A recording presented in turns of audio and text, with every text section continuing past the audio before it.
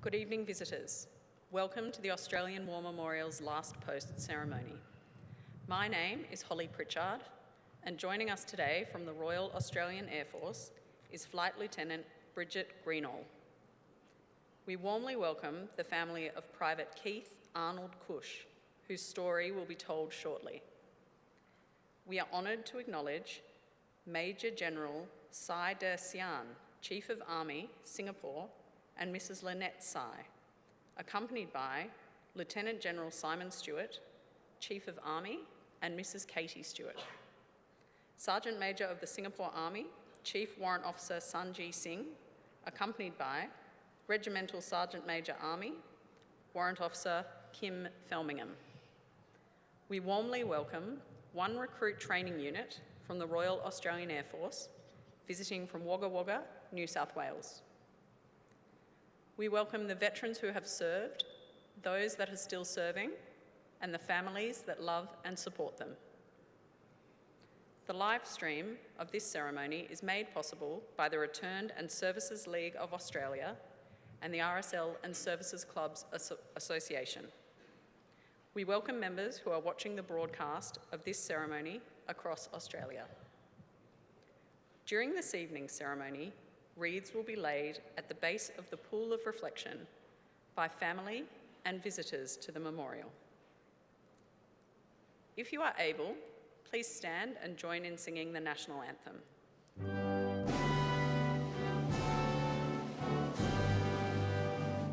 Australians, oh, let us rejoice, for we are one and free. We've golden soil and wealth for toil, our home is got by sea.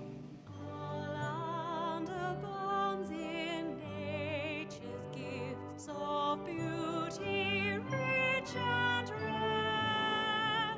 In history's page, let every stage advance Australia fair. In joyful strains, then let us sing, advance Australia fair.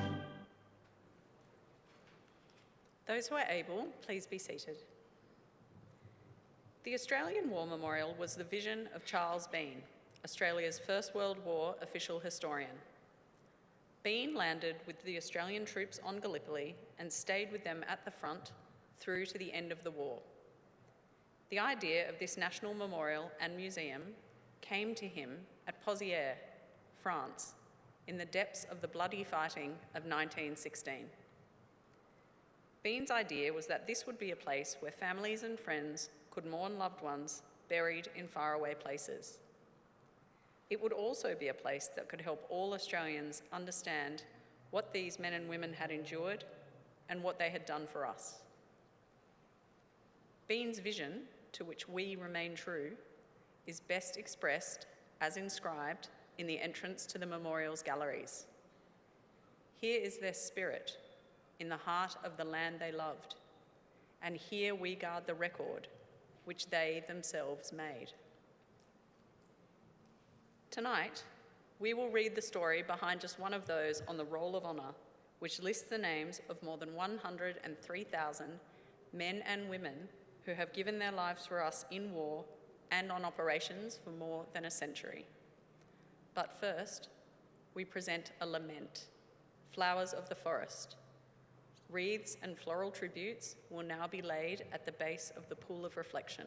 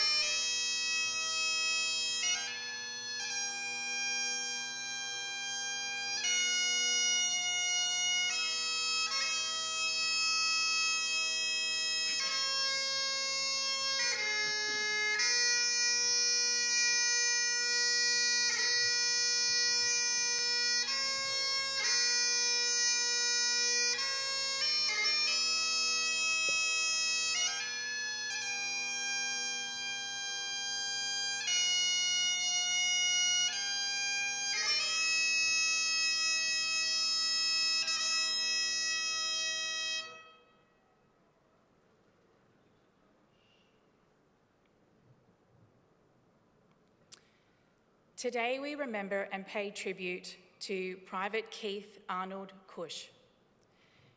Keith Kuch was born on the 7th of May in 1919 at Wandella Estate near Sale, Victoria. He was the second youngest of 11 children born to Charles and Lydia Kuch. Keith and his siblings grew up in the district where he attended Sale State School and later Sale Technical School. Their father Charles died in 1931 and Lydia remarried about a year later to Louis Harris. Keith Kuch found employment as a labourer and a farmhand around Gippsland, and at one time worked at the Froud Timber Mill in Stradbroke. Following the outbreak of war in September 1939, Keith enlisted in the 2nd Australian Imperial Force in Melbourne on the 27th of June 1940. His brothers Frank, Rupert and Roy would also later enlist. Private Kuch did his initial training at Bendigo. Then in September, while at Akusha, he was posted as a reinforcement for the 2nd 24th Infantry Battalion. He embarked for overseas service in Melbourne on the 5th of February 1941, arriving in the Middle East 3 weeks later. On April 10th, while in Palestine, Keith was transferred from the infantry to the 2nd 4th Field Ambulance and became a cook. Field ambulances were mobile medical units that treated wounded soldiers close to the combat zone. They retrieved casualties from forward medical aid posts and transported them back to where they could get better medical attention. The 2nd 4th's action in the Middle East took place during the 5-week campaign in Syria and Lebanon in June and July 1941. Soon after the Vichy French defeat, the field ambulance under Lieutenant Colonel Lovell moved into an Italian hospital in Tripoli. In early February 1942, Keith and his unit left the Middle East for the sea voyage home, arriving in Adelaide on the 10th of March. With the Japanese making alarming progress in Asia and the Pacific since launching their attack in December, Australian troops were coming home to face this new threat.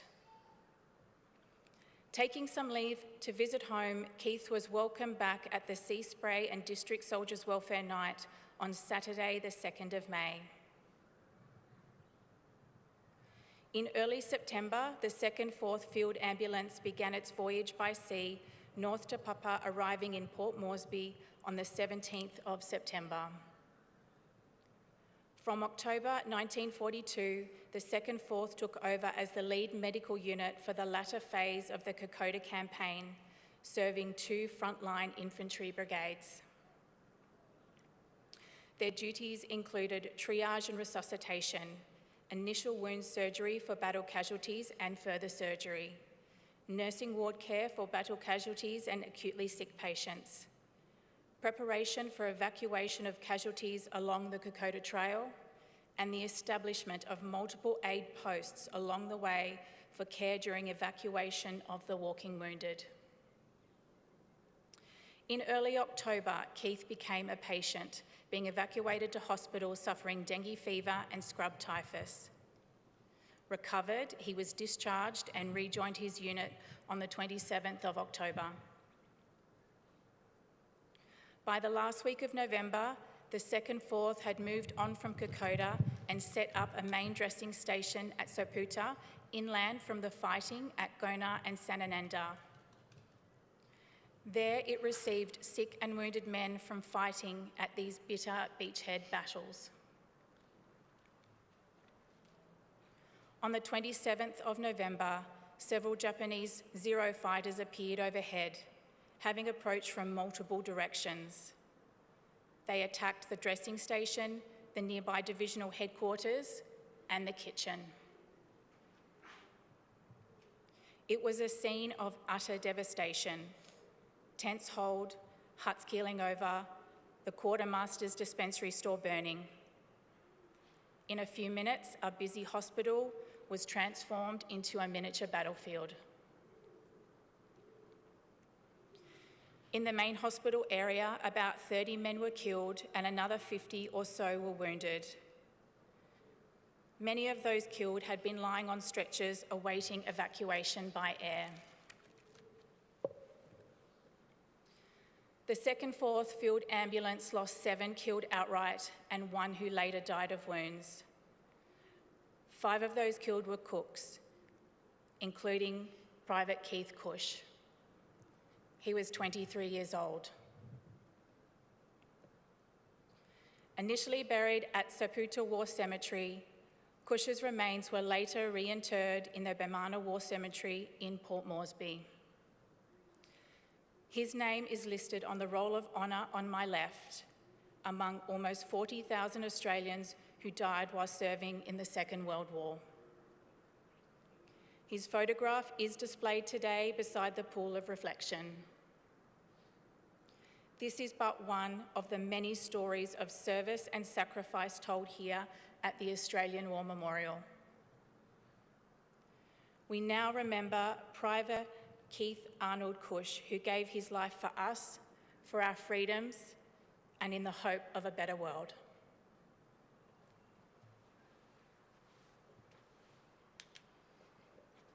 Please stand for the reading of the Ode and the sounding of the last post.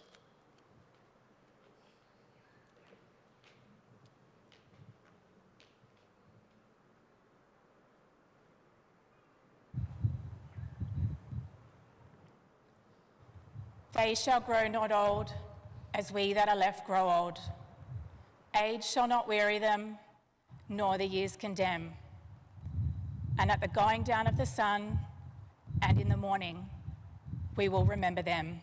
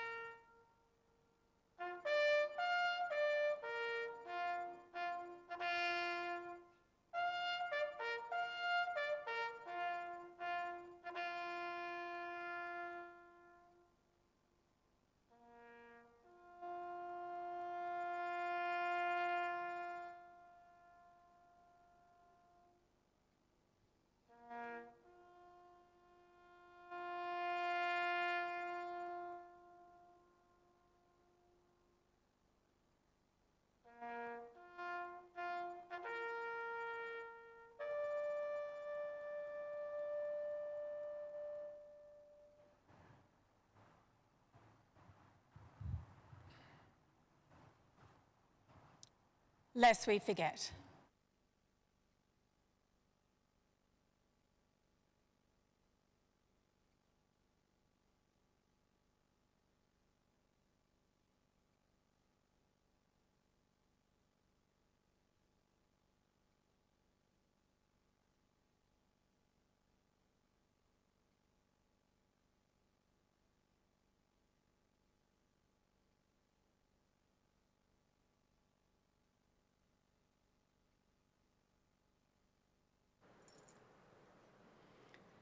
We leave you this evening with the words of the memorial's founder, Charles Bean. Many a man lying out there at Pozières or in the low scrub at Gallipoli, with his poor tired senses barely working through the fever of his brain, has thought in his last moments, well, it's over. But in Australia, they will be proud of this. Ladies and gentlemen, girls and boys, that concludes the last post ceremony. On behalf of the director, staff, and volunteers, thank you for visiting the Australian War Memorial today. We wish you all a very pleasant evening.